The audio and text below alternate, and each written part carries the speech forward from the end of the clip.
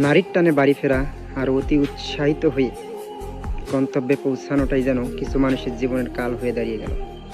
আজকে লঞ্চ দুর্ঘটনায় যেই মানুষগুলোর প্রাণ ঝরে গেল, শুধু তাদের প্রাণ ঝরার মধ্য দিয়েই আনন্দ বিসর্জন তারা শেষ করেনি, নিজের পরিবারের আনন্দ উৎসব সব কিছু তারা ভেস্তে গেল। যারা লঞ্চ দুর্ঘটনায় নিহত হয়েছে তাদেরকে আল্লাহ যেন সর্বোচ্চ জান্নাত নসিব করে।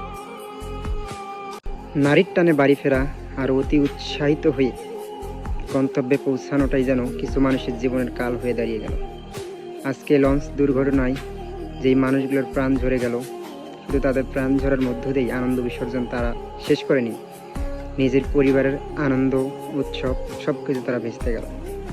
যারা লঞ্চ দুর্ঘটনায় নিহত হয়েছে তাদেরকে আল্লাহ যেন সর্বোচ্চ জান্নাত নসিব করে।